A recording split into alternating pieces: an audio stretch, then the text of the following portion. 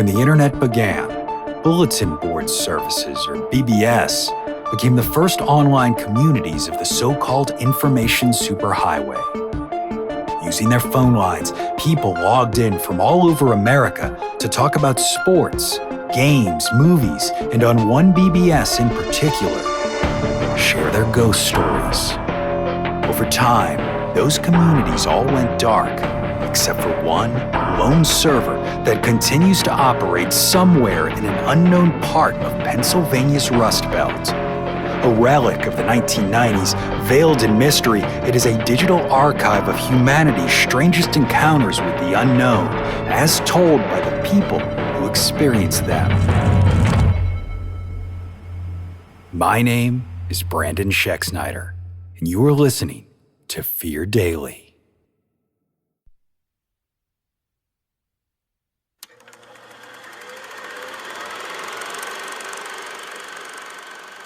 Subject: Imposters. User: SpotDropXX. Posted December 26, 1999.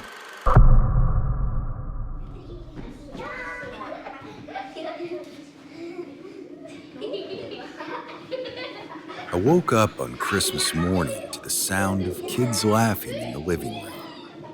That wasn't strange on its own. I am a father after all, but the pitch of those voices wasn't right. Too high, too cheerful. Not the voices I knew by heart. My kids had a rhythm to the way they tore into wrapping paper, and these weren't it. When I rolled over, the bed beside me was already empty. A woman's voice carried down the hall, warm and familiar in tone, but completely wrong in every other way. I pulled on a t-shirt, still half asleep, and stepped into the hall expecting to see my wife. Instead, a stranger smiled up at me from the kitchen doorway, holding a mug of coffee like she'd handed me one 1,000 times before. "Merry Christmas, honey," she said. I didn't answer. Couldn't. My brain stalled. I must have looked half crazed because her smile faltered a little, but only with the kind of confusion you'd give someone who woke up groggy. She walked toward me and pressed the coffee into my hands like it was the most ordinary thing in the world. I held it because instinct told me to, but my insides were boiling. My wife was not this woman. I had never seen her in my life. Before I could speak, two kids came barreling past her legs, a boy and a girl, maybe 8 and 10, both blonde like her. They skidded to a stop in front of me, bright-eyed, shining, calling me Dad with voices that struck like ice water. They didn't hesitate. They didn't question me. They didn't reach for my face to make sure I was real. They simply accepted me, the way real children would have, but they weren't my children. The girl shoved a present toward me, wrapped in paper I didn't recognize, and said, "Come on, Dad, it's Christmas. You said we could start early." My throat closed.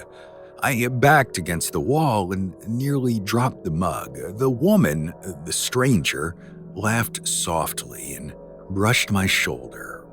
"He's still waking up," she said to the kids. "Give your father a minute." She leaned in and kissed my cheek. My wife kisses my cheek every morning, and this wasn't her. I told myself I must have had some kind of episode, a dream still clinging to me, but everything felt too sharp. The carpet texture under my bare feet, the smell of breakfast sausage in the air, the faint draft from an old window that didn't exist in my house. When I finally managed to speak, my voice cracked. "Where's my family?" The woman's smile dropped completely. She held her breath, waiting, as if deciding whether I was joking. Sweetheart, we're right here. No, I whispered. My kids, my wife, where are they? Who is with my kids this morning? Her face shifted, not angry, not scared, just heartbroken, like I'd wounded her. You're scaring them, she murmured, glancing at the children hovering nervously near the tree. Please don't do this today. The room spun. I walked backward into the living room, scanning for any sign this belonged to me. The furniture was wrong. Floral patterned couches we'd never buy. Family photos lined the mantel, all showing me with this woman and these children. Me, smiling and holding them like they were mine, like I'd lived this entire life without remembering any of it. And none of the pictures were my real kids, my real wife, my real life. Panic crawled up my spine. I grabbed one of the frames, my hands shaking, and stared at the glossy print. It was me. Same scar near my chin, same haircut I'd gotten last week, but I was wearing clothes I didn't own, standing in front of a house I'd never laid eyes on. The boy spoke up quietly. Dad, are you mad at us? Something inside me cracked. I turned toward the front door, needing air, needing distance, needing anything that wasn't this. But when I reached for the handle, the door didn't budge.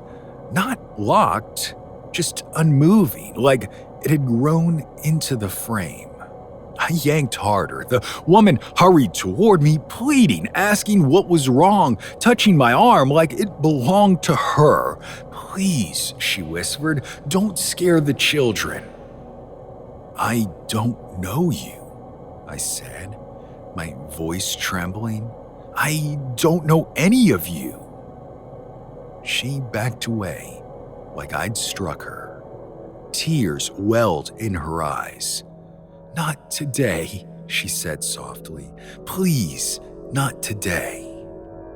I stumbled back from the door. The room was closing in, shrinking around me. The lights on the tree buzzed faintly, each tiny bulb flickering too fast to be comforting. The kids stood frozen, clutching their presents like shields. The woman wiped her tears, trying to smile, whispering that I just needed breakfast, that the holidays were stressful, that after everything we'd gone through this year, what did we go through? I snapped. She blinked fast, startled. The accident, she said. We don't talk about it unless you need to, but you're home and we're safe, and that's what matters. What accident? I demanded. Tell me. Her face twisted into confusion, then fear. She opened her mouth, but no sound came out. Her lips moved, her throat strained. Nothing. It was like the words were trapped behind her teeth. The kids began to cry. The house groaned. Not the pipes, not the heater, not the settling of old wood. A heavy, deep sound like something enormous shifting just behind the walls. The floor vibrated under my feet. The Christmas tree rattled. The light bulbs flickered faster, almost strobing. I stumbled backward into the hallway, and that's when I noticed the shadows. They weren't falling in the same direction as the lamps. They weren't shaped like the furniture. They moved slowly, independently, like they were adjusting themselves to watch me better. Woman rushed toward me, reaching out, begging me to stop, but the shadows tightened around her ankles like smoke. She didn't seem to notice. What is this place? I whispered. The house responded with another deep groan. The children wailed. The shadows stretched toward me, slow and deliberate, like they'd been waiting all morning for me to realize I wasn't supposed to be here, or worse, that I very much was. The woman took a step toward me, her face pale, trembling. "Please, come back to us," she said. "Please, don't leave. We need you. We've always needed you." I shook my head. "I'm not your husband." Her expression shattered. "Then why won't the house let you go?" The floorboards creaked loudly beneath me, bowing inward, and the air turned colder than winter outside. I felt the weight of the home pressing on me, a presence thick as breath on the back of my neck. "Because you belong here," she whispered. Shadows surged. I ran, not toward the door, it wouldn't open, but toward the hallway where the bedrooms were. I didn't know what I was looking for, a clue, an exit, any proof that my real family was out there somewhere celebrating Christmas morning without me. I threw open doors at random, closets, kids' rooms, a study, and each one felt wrong, like entering someone else's memory. Behind me, the woman was calling my name, the wrong name, her voice breaking. The children sobbed. The house moaned again, louder, almost angry. I grabbed the nearest window frame and tried to force it open. It didn't budge. Frost crawled around the glass from the inside, blooming like veins. The room dimmed. The shadows in the corners lengthened and rose. The woman appeared in the doorway, trembling. "Please," she whispered, "don't make us go through this again." Again? Shadows closed in around her shoulders, pulling her gently back, and she didn't resist, as if she'd forgotten they were there at all. "Stay with us," she pleaded. "You promised."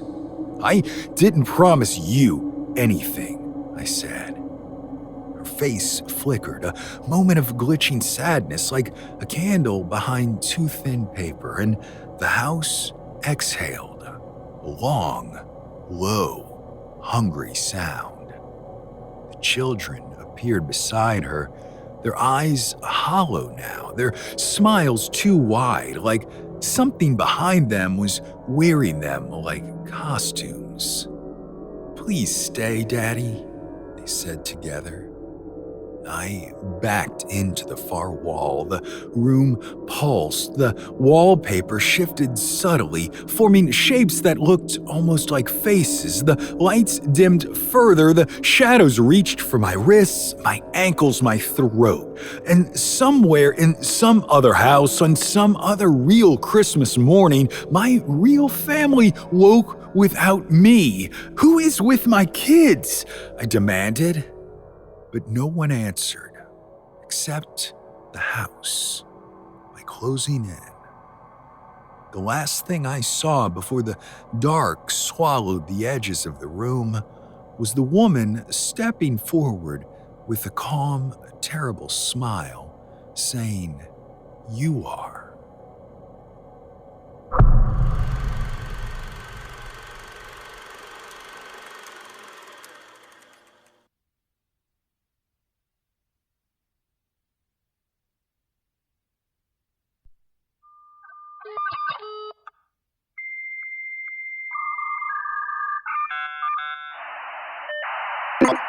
Subject: Holiday Blaze.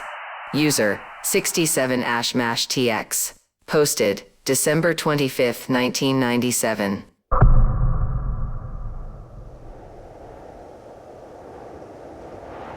Everyone says the holidays can be a difficult time, but for me, I'm just fucking numb. That's how I usually start when someone asks why I don't put up lights or join in the office Secret Santa or pretend that December means anything other than a long shadow hanging over my chest. I don't tell them the whole story.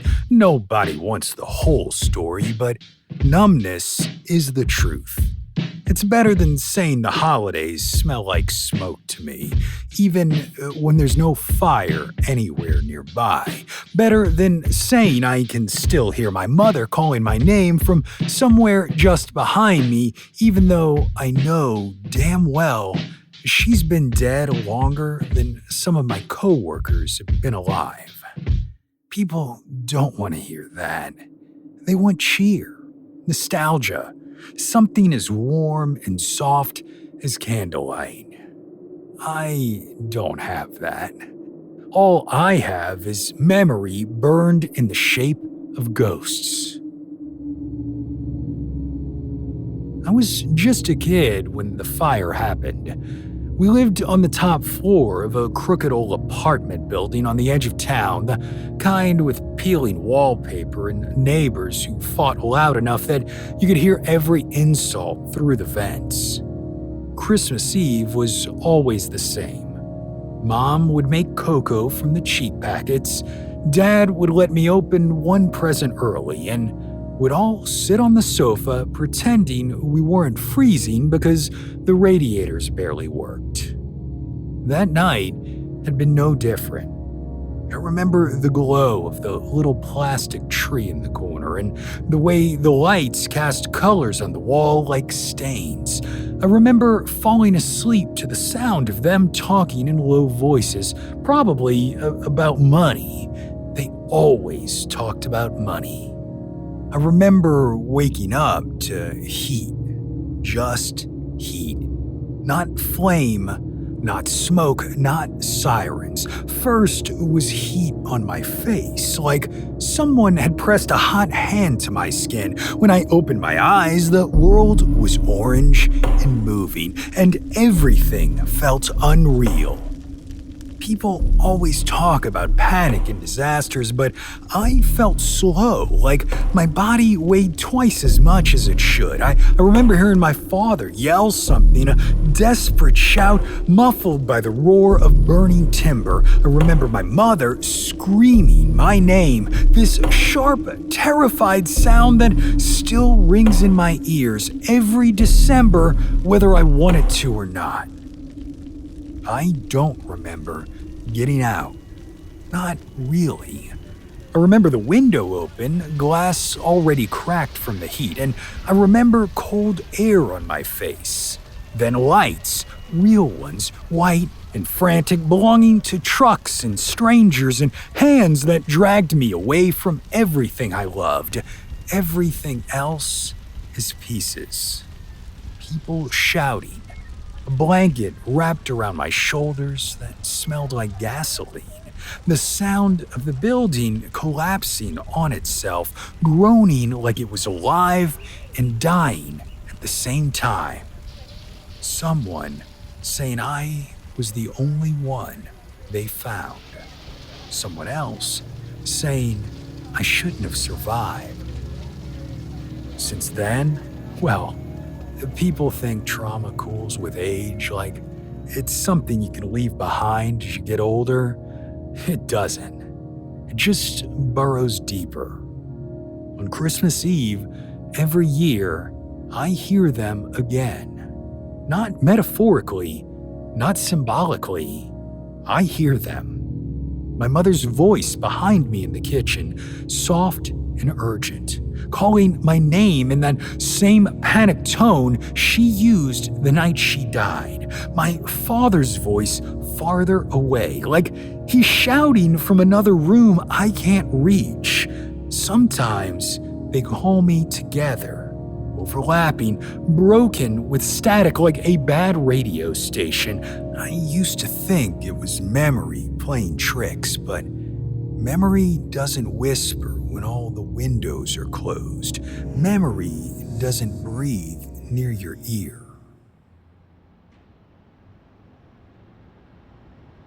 I've lived in a dozen apartments since then, always picking places with fire escapes and multiple exits. It doesn't matter. They find me anyway. Every winter, their voices slip into the cracks of whatever life I've tried to build. I hear them in the stairwell when I come home from work, in the hum of the refrigerator late at night, in the way the radiator clicks like footsteps pacing outside my door. Sometimes I smell smoke so clear and strong it makes my eyes water, but when I check the hall, there's nothing. No fire, no neighbors in trouble. No reason for my heart to pound like it did when I was little, but I feel it. I feel that night crawling up my spine again, telling me I'm still in it, that I never really left. I tried talking to a counselor once. He said the voices were a traumatic association. Said my brain had stored that night so vividly that it replayed pieces of it whenever I felt stressed. I nodded along. Didn't tell him about the other things, the shadows that move in corners when I'm trying to sleep. The sensation of someone brushing past me in empty rooms, the way my bedroom door slowly opens some nights even though the latch sticks. I didn't tell him that I sometimes wake up gasping, the smell of burning insulation thick in my throat. Counselors are good for some people.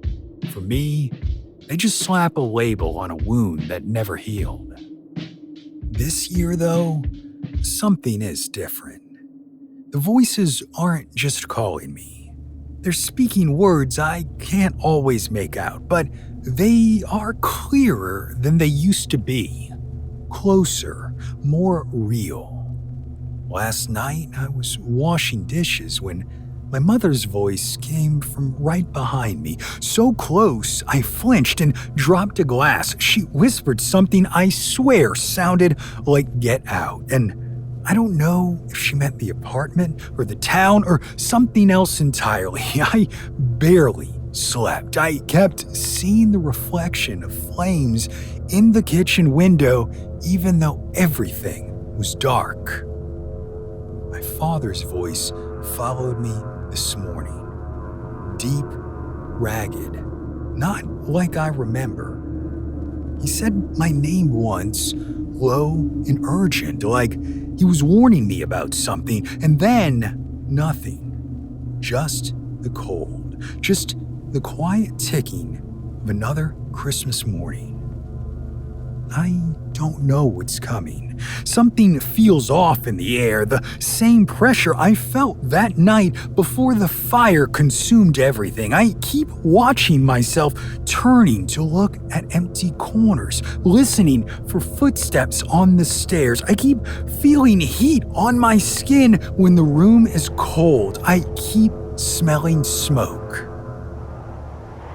Maybe the past is trying to tell me something. Maybe the dead are trying to finish a warning they never had the chance to give. And maybe, just maybe, the fire that took them never really went out. It's been burning this whole time, just waiting.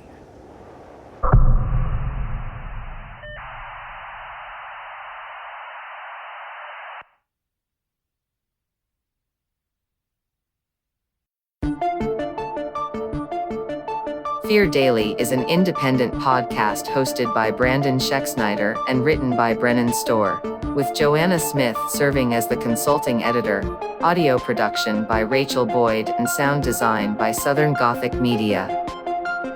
This podcast is a work of fiction.